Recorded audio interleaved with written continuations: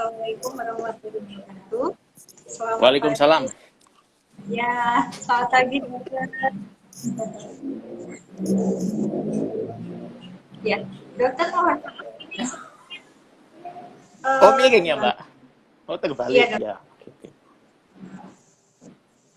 Yang kemarin dijilat alarm itu udah. Salah. Oh, udah kemarin kan nggak ada. Yang Ya, ada, Mbak. Eh. Ya, oke.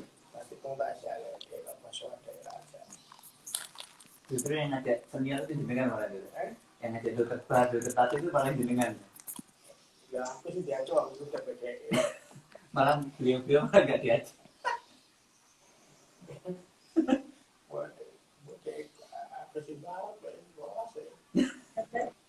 Ya. Ya, saya izin menyapa sobat tadi yang sudah bergabung. Silakan, Mbak. Silakan. Ya, selamat pagi sobat pagi. Jumpa di acara Puskesmas Palawija lebih baik. Pada hari ini kita membahas tentang tema kita cukup cantik dengan alat kontrasepsi. Pagi ini sudah hadir narasumber kita yaitu Dokter Susi Tempat HP. Ginekologi dari Fakultas Universitas Brawijaya. Selamat Ya, pagi betul, Mbak. dokter. Selamat pagi, Mbak.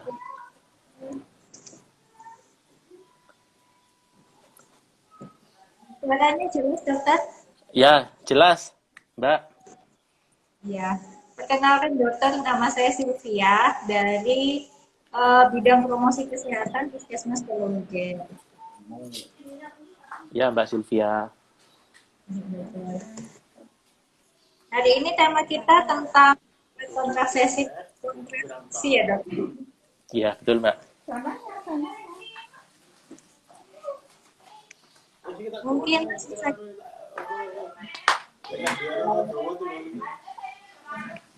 jenis-jenis dari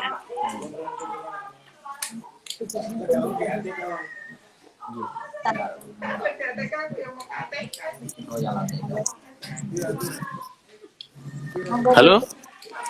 Gimana, Mbak? Suaranya tidak jelas, Mbak? Oh, soalnya tidak jelas dokter. Iya, iya. Mungkin bisa disampaikan dulu tentang jenis-jenis dari alat kontrasepsi itu apa saja, dari kekurangan dan kelebihannya dokter. Oh, ya. Ya, terima kasih, Mbak Sylvia. Jadi, kita sama-sama tahu. Jelas ya, Mbak, suara saya, Mbak, ya? Jelas dokter. Jelas ya? Jadi, kita sama-sama tahu kalau ada berbagai macam alat kontrasepsi ya, di mana alat kontrasepsi itu harus disesuaikan dengan tujuan masing-masing ya. Kita tujuannya untuk apa? Jadi secara garis besar itu ada tujuan untuk kita menjarai kehamilan ya, atau kita ingin sudah tidak hamil gitu ya. Dimana kalau tidak hamil, metode-metode yang bisa dipakai itu dengan metode kontrasepsi mantap namanya ya. Salah satunya misalnya MOW atau tubektomi ya, kalau pada perempuan, atau kalau pada laki-laki bisa vasektomi. Ada lagi kalau misalnya fungsinya untuk menjarai kehamilan ya, Mbak. Jadi dan itu yang biasanya paling sering, paling banyak pasiennya. Jadi bisa kita menggunakan mulai dari yang alami maupun yang kalau yang alami berarti ya dengan misalnya coitus interruptus gitu ya. Jadi pada saat mau dikeluarkan di luar ya, begitu ya, kurang lebih gitu. Ada juga dengan kondom gitu ya, itu ada. Kemudian dengan sistem kalender itu juga ada yang memang banyak kegagalannya tapi ya kalau program seperti itu, Mbak. Ada lagi yang dengan obat misalnya, dengan obat-obat kontrasepsi hormonal gitu ya. Kontrasepsi hormonal itu juga ada fungsinya masing-masing. Kalau misalnya pada pasien dengan kondisi begini, berarti tidak boleh yang ini, ya itu nanti kita bisa bahas sama-sama. Jadi ada yang pil isinya kombinasi estrogen, ada yang progesteron saja, ya. Ada juga kalau nggak mau tiap hari minum pil bisa suntik, ya. Suntik ada yang 1 bulan, ada yang 3 bulan, ya. Kemudian ada lagi kalau mau agak lama sedikit, berarti ada yang namanya kita sebut dengan IUD, atau bisa sampai 5-7 tahun. Ada lagi yang di susuk, ya, susuk gitu, itu juga, atau implan itu sekitar 3 tahun gitu ya, Mbak. Mungkin itu aja kalau sekilas pandangnya gitu, Mbak. Apakah ada mungkin hal-hal yang harus diperhatikan untuk pemilihan KB atau alat kontrasepsi itu?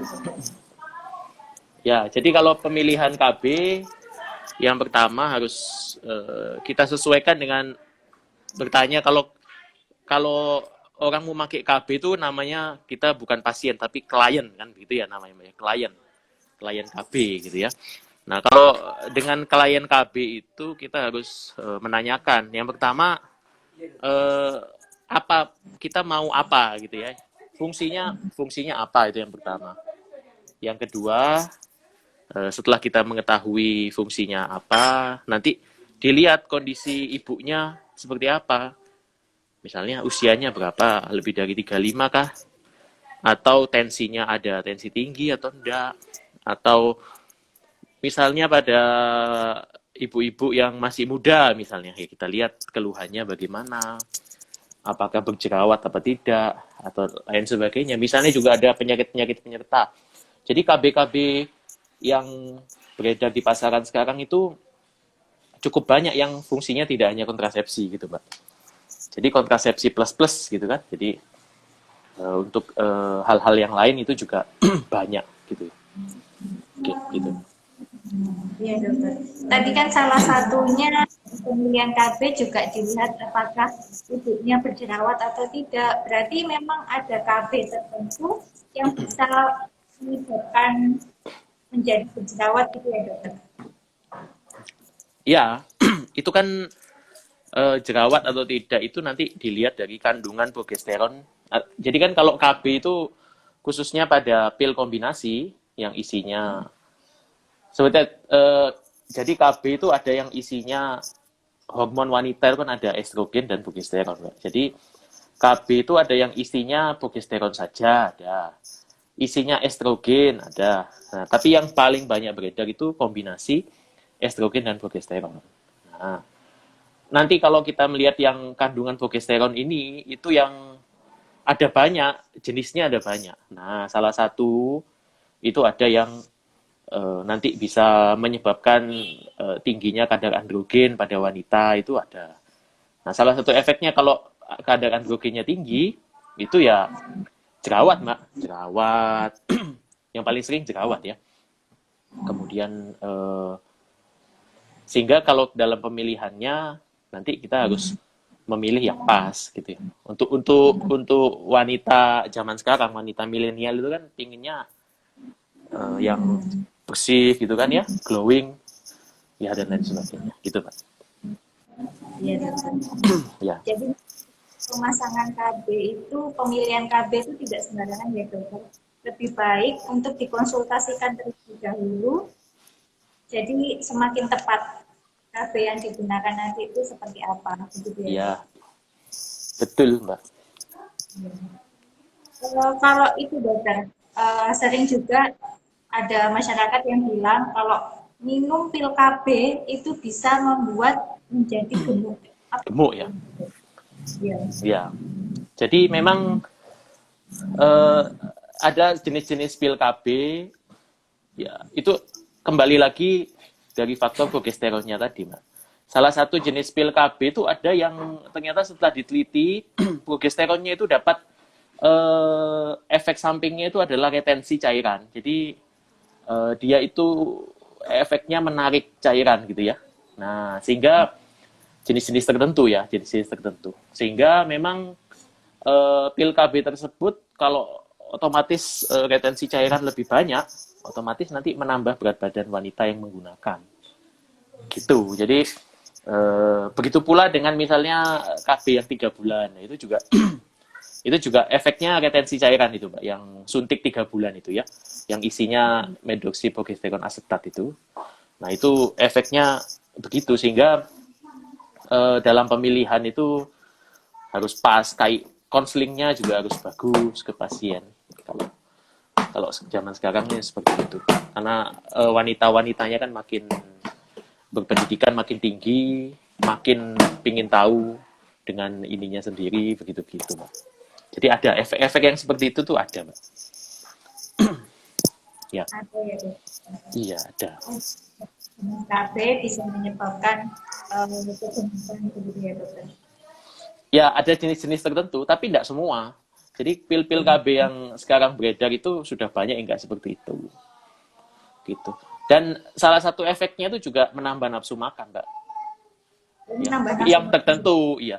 Jadi kalau misalnya menambah nafsu makan tapi ibunya tidak menuruti hasrat makannya itu, ya pada dasarnya ya tidak akan signifikan. Cuman kalau misalnya sudah ada efek penambah nafsu makan, dituruti aja loh, nyamil malam-malam di atas jam 6 masih makan nasi putih, ya itu ya tambah nanti besar belendung begitu dan susah untuk kembali. Yang dikhawatirkan kan seperti itu, Pak, kalau zaman sekarang itu. Ya, Jadi untuk pemakaian KB itu apa boleh berganti-ganti, Dokter? Misalkan seperti ini menggunakan pil KB, kemudian melihat efek dari pil KB itu menambah nafsu makan, jadi ganti menggunakan KB yang lain, boleh, Dokter? ya boleh-boleh aja, boleh-boleh saja. Iya, jadi kan sekarang itu kalau kita ngomong jenis ya misalnya ya, supaya lebih yang misalnya yang pil KB kombinasi yang punyanya BKKBN ya, itu namanya mikroginon. Mikroginon itu kan isinya nanti ada pil putih dan pil kuningnya ya, Mbak ya. Nah, nanti kalau kita tahu mungkin yang sering pakai KB ada warna putih, warna kuning. Lah itu di mana di situ ada 21 yang putih itu, 21 pil yang isinya kombinasi, dan 5 yang terakhir yang warna kuning itu placebo. Placebo itu artinya tidak ada isinya, gitu ya, tidak ada isinya zat aktifnya. Tapi kalau orang Indonesia itu kan kalau misalnya tidak sebulan gitu nanti tidak afdol gitu ya. Jadi enaknya itu ya setelah minum 21 yang putih, ketika minum yang kuning nanti dia mens. Nah, itu kan seperti itu ya. Seperti ya, biar afdol aja itu. Nah, Iya. nah yang obat yang mikroginon itulah yang biasanya yang ada efek itu yang saya bilang tadi, retensi cairan, kemudian progesteronnya itu ada androgennya, meningkatkan androgen yang bisa menyebabkan jerawat dan lain sebagainya gitu. Nah, tapi ada jenis-jenis lain yang saya nanti kalau ngomong di sini dipikirnya promosi produk ya, jadi ya saya bilang jenis-jenis lain aja. Salah satu isinya ada yang namanya kryptopteron asetat. Itu sama itu, isinya progesteron juga, tapi isinya namanya kryptopteron asetat. Itu ada mereknya tertentu ya, merek tertentu. Nah, itu secara penelitian tidak menyebabkan hal itu, gitu loh, Mbak. Ada yang jenis progesteron namanya dospirenon. Sama, efeknya tidak seperti itu. Nah, jadi ya itu harus dikomunikasikan yang baik. Jangan dengan adanya satu yang seperti itu sehingga nanti kita menganggap bahwa semua KB seperti itu enggak, gitu, Mbak.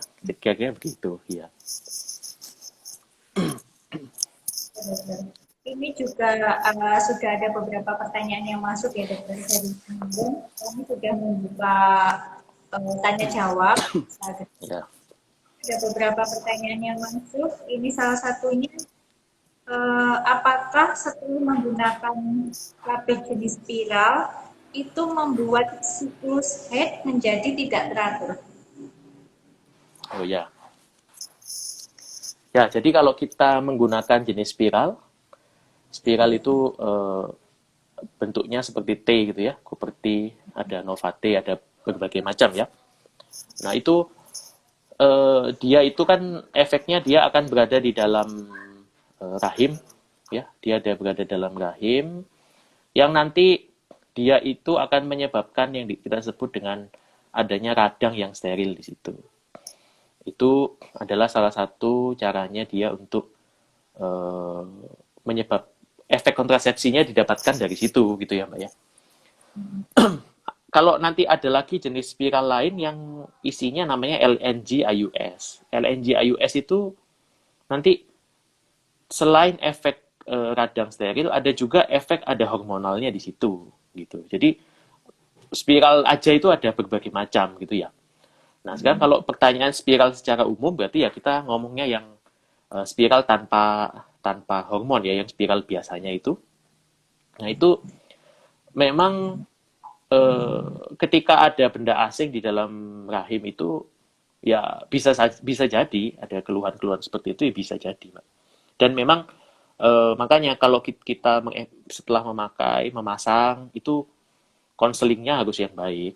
Konselingnya harus yang baik. Ada namanya perdarahan uterus abnormal atau perdarahan di luar siklus yang penyebabnya iatrogenik. Iatrogenik atau salah satunya iatrogeniknya itu adalah KB itu ada. Jadi spiral itu bisa. Susuk ya bisa. Jadi semua itu bisa. Jadi bisa jadi dan nanti bisa dikonsultasikan ke bidannya atau ke dokternya untuk itu ada tata laksana khusus itu Mbak. Jadi bisa nanti dikasih obat dulu. Setelah kasih obat 3 siklus tidak berhasil, kemungkinan memang nggak cocok sehingga harus dicabut gitu ya. Ya gitu Mbak. Kalau itu dokter, mungkin hal-hal yang harus diperhatikan saat kita lanjut itu menggunakan KB yang dimasukkan. Jadi kayak tadi misalkan ada spiral, selain harus menjaga kebersihan, apa ada hal-hal yang harus diperhatikan lain dokter? Ya, jadi kalau setelah kita menggunakan KB, misalnya spiral itu nanti yang harus dievaluasi sekitar 1,5 sampai 1 jam setelah pemasangan adalah ada tidaknya rasa nyeri di situ, Mbak. Ada tidaknya rasa nyeri di situ. Kemudian juga dilihat bagaimana apakah ada perdarahan atau tidak, keputihan atau tidak, begitu. Kemudian biasanya kalau kita masang KB itu kan nanti ada tailnya itu ya, ada benangnya itu kan nanti akan dipotong kira-kira 2 cm sehingga masih mudah untuk dievaluasi sama Bu Bidan, sama Pak Dokternya bisa, Pak Bu Dokternya bisa mudah untuk dievaluasi sehingga memang kebersihan harus dijaga dengan baik gitu ya. Dan segera lapor kalau misalnya ada keluhan-keluhan yang misalnya ya keluhan-keluhan gitu, misalnya nyeri, perdarahan, keputihan. Jadi kalau tadi pertanyaan yang pertama dari penanya pertama, kalau ada perdarahan gitu ya, haidnya tidak teratur, itu juga salah satu temuan Mbak yang harus dikonsultasikan. Bisa enggak tetap digunakan atau enggak gitu ya. Gitu Mbak.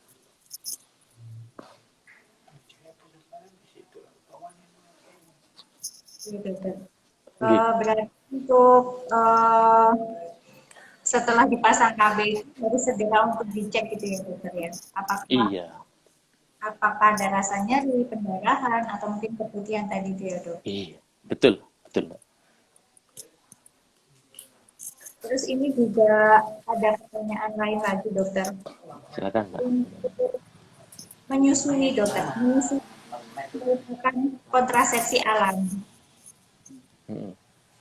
Saat menyusui itu merupakan salah satu jenis kontrasepsi alami. Apakah benar itu dokter? Ya, jadi ada namanya metode namanya MAL ya, metode laktasi ya, metode yang laktasi itu. Jadi memang kalau misalnya menyusui tapi dengan syarat dan ketentuan, misalnya harus secara eksklusif, kemudian dalam sekitar 3-4 jam sekali harus adiknya ditetein dan segala macam gitu ya. Yang seperti itu memang bisa menjadi metode kontrasepsi alami. Ya bisa memang seperti itu, Pak. Karena memang hormonnya kan prolaktin itu namanya ya, prolaktin itu kalau efeknya nanti akan menghambat dari siklus menstruasi di otak itu ya, di namanya hipotalamus aksis, hipotalamus hipofisis pituitary axis gitu ya. Jadi salah satu efeknya prolaktin yang dari menyusui itu gitu, dia bisa menghambat langsung ke otak sehingga tidak ada efek untuk ovulasi atau sel telur yang mematangkan sel telur itu tidak ada proses itu terjadi. Jadi bisa, Mbak. Tapi dengan itu loh ya, dengan syarat dan ketentuan. Jadi tidak bisa kalau harus ditanyakan juga gimana yang metode alami laktasi itu yang harus syaratnya bagaimana, itu juga harus tepat. Karena kalau pokoknya menyusui tapi tidak juga tidak bisa, tidak efektif juga gitu, Mbak. Berarti harus benar-benar ASI eksklusif gitu ya dok, yang setiap 3 jam. Ya, betul. Ya. Betul. Ya. Ini juga ada pertanyaan masuk dokter tentang ini. Dok, flek karena penggunaan obat pil atau KB, kita langsung bisa langsung dihentikan penggunaannya atau bagaimana dokter? Gimana, ada flek ya? Ya, ada flek setelah penggunaan obat atau pil KB. Ya, kalau ada flek itu kan lihat-lihat dulu ya. Nanti ada 2 macam, namanya withdrawal bleeding dan breakthrough bleeding namanya. 2 macam itu. Jadi kalau ngeflek itu dilihat nanti ngefleknya kapan, terus ngefleknya itu apa yang sudah dilakukan, misalnya lupa misalnya, itu juga bisa ngeflek. Ngeflek putus obat apa? Ngeflek ada infeksi. Ngeflek putus obat bisa, atau ngeflek ada infeksi. Nah, itu harus dievaluasi, Mbak. Jadi kita anamnesis, kita tanya-tanya lagi apa keluhannya dan lain-lain sebagainya gitu. Jadi sebaiknya kalau seperti ini ke bidan terdekat itu ya bisa. Jadi jangan langsung dihentikan ya. Jadi nanti tanya dulu gimana. Siapa tahu ya enggak apa-apa gitu ya. Bisa jadi. Jadi efek dari pil KB itu ya. betul. Ini pertanyaan lagi dari Ya, pertanyaan lagi. Dok, saya pakai hormonal perawatan banyak. IUD tidak bisa karena ukuran rahim 4 cm. Sebenarnya KB apa ya dok? Ini jadi konsultasi ya dok? Iya Mbak. Jadi kalau pakai hormonal jerawatan banyak ya. IUD tidak bisa karena IUD-nya pendek, rahimnya pendek ya. Kalau seperti itu ya nanti kita ya harus evaluasi lagi. Seperti tadi saya bilang, nanti hormonal itu hormon apa gitu ya, obatnya apa, kan kita masih belum pasti obatnya apa. Siapa tahu bisa dengan obat-obat lainnya kita bisa memperbaiki. Karena memang ada obat KB tertentu itu yang memang sama yang bikin itu dibilang bahwa ini secara uji klinis memang menurunkan androgen gitu. Dimana kalau efeknya kalau menurunkan androgen ya tidak jerawatan, tidak lain sebagainya.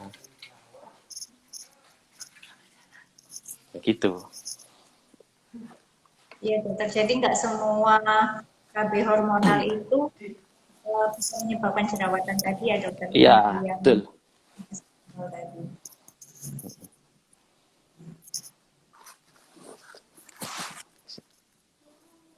Gimana lagi, Mbak? Ini dokter, untuk yang dipasang di dalam tadi itu ya dokter, seperti IUD, kemudian KB spiral tadi, itu ada masa kadaluarsanya gitu ya dok ya? Masa tenggang. Iya. Ya, nah jadi itu sering juga itu ibu-ibu sudah datang ke puskesmas sudah melebihi masa kadaluarsanya. Itu berbahaya nggak sih dok sebenarnya? Iya, tentu berbahaya, Mbak. Yang pertama berbahayanya itu kalau misalnya kita lihat spiral itu kan isinya Cooper ya, kan namanya Cooper T. Jadi isinya itu tembaga, Pak. Nah, kalau tembaga itu sudah sama distributornya udah sudah punya uji klinis gitu ya, itu misalnya 5 tahun, misalnya 8 tahun. Lah kalau lebih dari itu, ya mungkin ya bisa efeknya kurang bagus, misalnya mungkin karaten atau apa begitu ya. Dan juga efek lainnya, efek kontrasepsinya kurang bagus gitu. Begitu pula dengan spiral. Kalau spiral nanti efek kontrasepsinya kurang bagus, Mbak. Gitu. Ini Ya, aku dokter. sambil jalan ya, Mbak. Ya, dokter. Ya,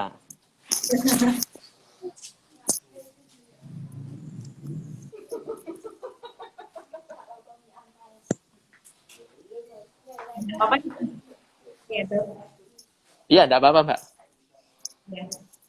Berarti untuk sebenarnya dokter, KB yang paling aman apa dokter? Kalau menurut dokter. Kalau KB yang paling aman tuh harus dilihat dari fungsinya dulu, Mbak. Kalau misalnya ya, kita lihat setting pasiennya, umurnya 45 tahun, anak kelima, ibunya ada hipertensi, ya berarti KB yang paling aman adalah MOW atau di steril gitu. Tapi kalau Karena misalnya iya, karena ibunya sudah banyak komplikasi loh. Tapi misalnya pada misalnya ibunya masih 17 tahun. Nah, gitu. Kemudian pingin kontrasepsi yang lama, ibunya masih sekolah, lain-lain sebagainya. Berarti kira-kira IUD yang paling pas, karena kalau obat takutnya dia ndak ini ya. Dia nanti ndak lupa-lupa gitu-gitu toh. Nah, jadi yang paling cocok mungkin IUD gitu. Gitu, Mak, kira-kira begitu. kalau untuk KB yang dipasang di dalam itu sebenarnya waktu pemasangan sakit nggak sih dok? Mungkin beberapa ibu muda yang mau pasang itu mungkin masih kepikiran, aduh jangan nanti sakit seperti itu. Dok. Ya, eh, kalau memasangnya bagus ya ndak, Mbak. Nggak ya dokter. Iya, kalau memasangnya bagus ya ndak sakit. Karena kalau misalnya memasangnya baik itu dia efeknya misalnya kita pasang pada saat eh, mulut rahimnya terbuka gitu-gitu, Mbak. Gitu. Jadi kalau misalnya masangnya mulut rahimnya saat tertutup gitu, ya nanti efeknya nyeri pasti. Tapi kalau dia saat terbuka, makanya konseling itu sangat penting kalau mau masang, mau lepas dan lain sebagainya itu. Gitu. Berarti seperti dari awal itu memang harus konseling dulu ya dokter untuk Iya, memilih, kemudian menentukan tadi saat iya, mau konseling. memasang sampai juga saat mau melepas harus tetap konseling dulu. Iya, betul, Mbak. Ya dokter. Kemudian ini dokter, ada pertanyaan juga tentang penggunaan KB suntik apa bisa menyebabkan pengeroposan tulang? Oh ya, penggunaan KB suntik khususnya yang 3 bulan itu salah satu efeknya memang dia akan satu bisa menipiskan dinding rahim, Mbak ya, menipiskan dinding rahim. Kemudian yang kedua menyebabkan hormonalnya itu kan berada pada titik bawah terus gitu ya, hormonnya rendah ya, sehingga efek-efeknya memang cukup banyak. Contohnya nanti sudah stop sekarang, ternyata bulan depannya lagi sampai 6 bulan belum haid gitu-gitu, itu bisa. Nah, kalau misalnya yang pengeroposan tulang, nah itu ya kita harus lihat dulu ya kondisinya bagaimana pada ibunya, sebab tidak semua seperti itu, Pak. Gitu ya. Jadi maksud saya tidak serta-merta kalau kita pakai KB 3 bulan itu terjadi osteoporosis, pengobosan tulang, ya tidak. Harus dilihat faktor lainnya, Mbak, gitu intinya. Ya, banyak Jadi faktor jangan lainnya. takut, nanti pas bilang pengobosan tulang nggak ada yang pakai nanti COVID. Gitu ya. Gitu, Mbak. Iya. Jadi sebenarnya juga semua alat kontrasepsi itu sudah aman ya dokter ya, pasti aman. Iya, pasti sudah ada uji klinisnya lah gitu Mbak, kira-kira begitu. Jadi nggak usah khawatir.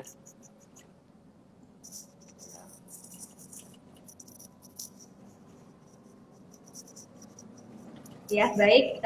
Mungkin saya juga ingin mengingatkan para sobat Panji, apabila ada pertanyaan, bisa langsung dituliskan di kolom komentar. Ini mumpung masih ada waktu dengan Dokter Daniel, nanti kita Ya, dengan Dokter Daniel ya dok. oke. Iya, Mbak. Kalau di puskesmas banyak kan Mbak yang masang gini-gini Mbak? Yang pasti KB ya dokter? Iya, Iya, banyak dokter. oh banyak ya. Ya, ada jadwalnya tersendiri untuk biasanya untuk beberapa jenis KB itu pelayanannya disendirikan. Jadi misalkan hanya hari Kamis saja seperti itu. Oh iya,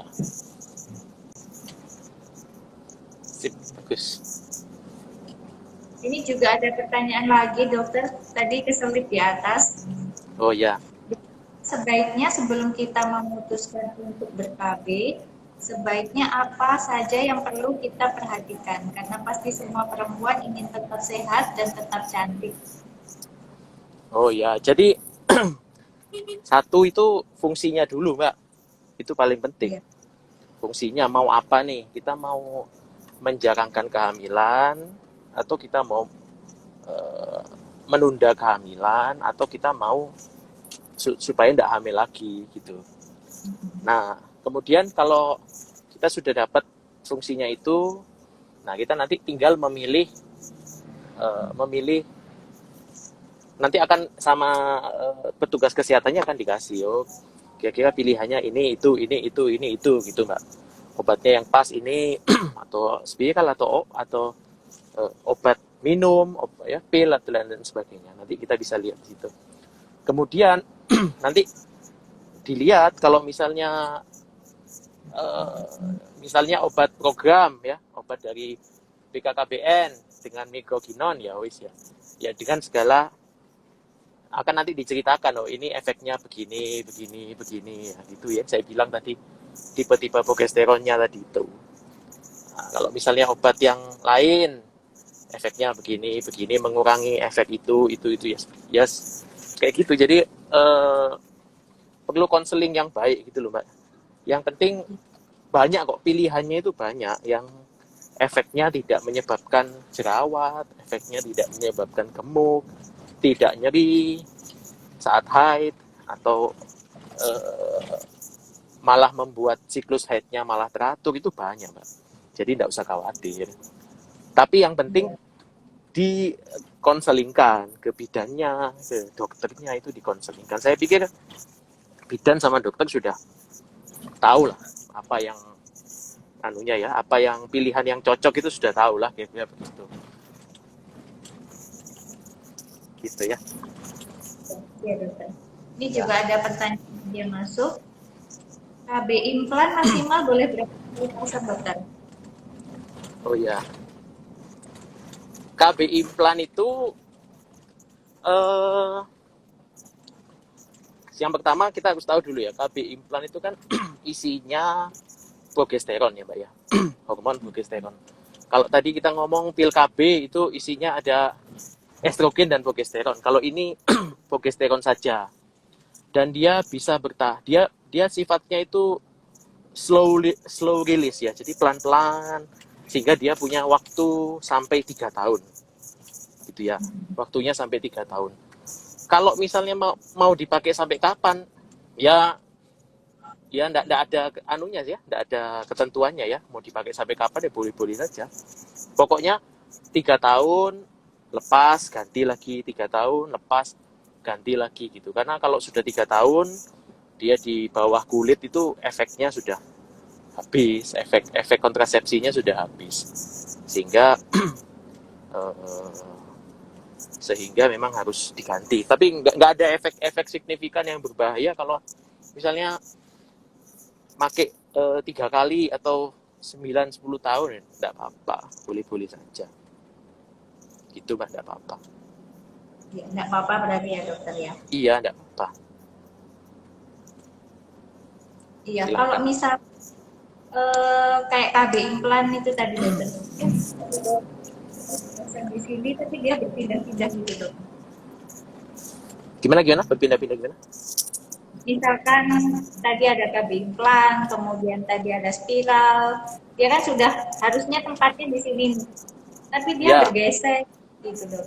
oh, ya, memang kalau misalnya spiral itu harus evaluasi, Mbak. Nanti 3 bulan evaluasi USG, 6 bulan evaluasi USG, setahun evaluasi USG.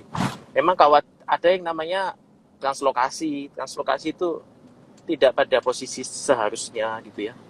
Ada itu kasusnya. Oh, Ya, memang ada ya mem dok. memang ada. Jadi makanya keahlian tenaga yang memasang itu juga penting. Jadi jangan jangan sembarangan pada saat memasang. Memang harus pada posisinya gitu ya, Mbak. Jadi eh, untuk menghindari faktor-faktor misalnya eh, translokasi dan lain sebagainya. Begitu pula dengan begitu pula dengan implan. Kalau yang masang enggak kurang kurang baik, nanti implannya itu kedalaman, Mbak. Kedalaman padahal terlalu dalam. Jadi padahal kalau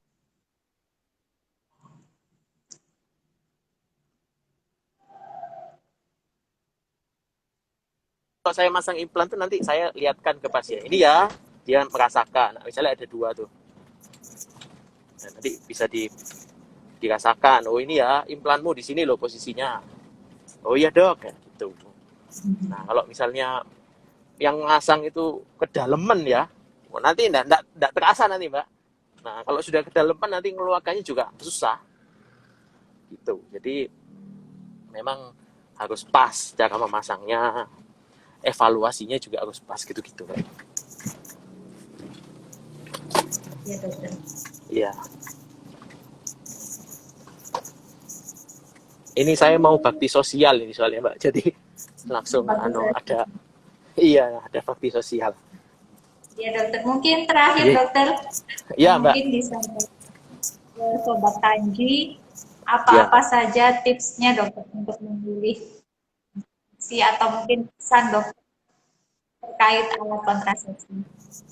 Ya jadi eh, alat kontrasepsi itu eh, adalah dengan kita itu di Indonesia itu angka kelahiran hidupnya itu 5 juta mbak per tahun. Padahal populasi di Singapura itu juga 5 juta. Jadi selama 1 tahun anak-anak yang lahir di Indonesia itu sama dengan 1 kali populasi Singapura. Kan gitu ya. Kita lebih dekat lagi ke Jawa Timur. Jawa Timur itu angka kelahirannya itu 600.000 Mbak, per tahun. Ya. Lah, makin lama kan tantangan itu kan makin besar ya. Nyari uang itu bukan tambah gampang tapi tambah susah zaman sekarang itu, Mbak. Apalagi era Covid ya. Nah, betul. Sehingga memang kita harus punya strategi untuk yang penting itu keluarga itu bukan anaknya banyak, tapi punya anak misalnya cukup 2 gitu ya, tapi anaknya itu sekolah tinggi, anaknya itu bisa jadi bidan mungkin ya, bisa jadi dokter, bisa jadi pilot dan lain sebagainya yang tinggi-tinggi lah gitu mbak. Bukan SMP wis mari gitu ya, wis kejauh le, wis SMP wis mari kan tidak seperti itu.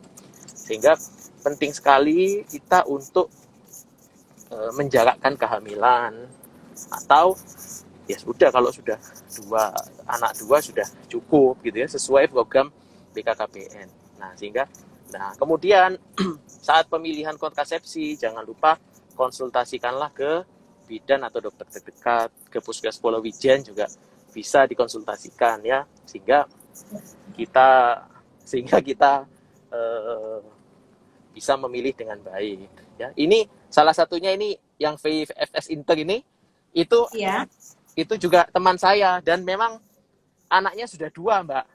Nah itu juga waktu itu WA saya gimana dok gimana caranya memilih, nah, gitu milih kontrasepsi. Nah, itu juga saya juga ini istrinya pakai spiral sekarang, dan tidak ada keluhan apa-apa gitu ya pakai spiral istrinya, sehingga bisa bertahan sampai 5 sampai 7 tahun. Jadi jangan sampai ketika kita habis punya anak kemudian kita tidak pakai KB sama sekali, sebaiknya jangan ya. Jadi diikuti. Teman saya ini yang di Jakarta dia juga salah satu pimpinan di ini Mbak, di pabrik kertas Suparma beliaunya itu, dan semua itu ya pakai KB. Jadi ya sekarang tujuan kita untuk menginikan KB itu Mbak di masyarakat. Gitu Mbak. Ya. Terima kasih banyak dokter atas waktunya hari ini. Semoga kegiatannya setelah ini diberikan kelancaran ya dokter. Ya, ini ada bakti sosial soalnya. Minta maaf Mbak, sama-sama. Ya, enggak apa-apa dokter. Kami juga sekali ini dokter sudah menyempatkan waktunya untuk bergabung bersama Sobat Panji dokter. Oke, terima kasih Mbak Selo. Ya, terima kasih banyak dokter. Oke.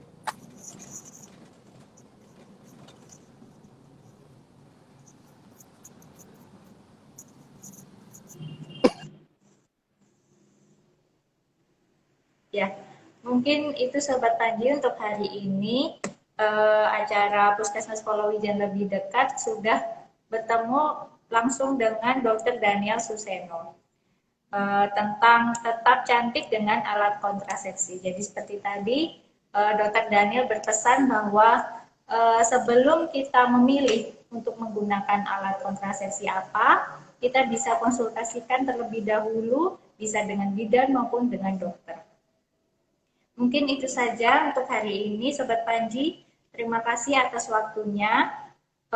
Untuk Sobat Panji bisa tetap mengikuti media sosial kami. Apabila Sobat Panji belum menyaksikan IG Live pada hari ini, bisa mengikuti IG Live di channel YouTube kami, yaitu di Puskesmas Polowijan. Terima kasih atas waktunya. Wassalamualaikum warahmatullahi wabarakatuh.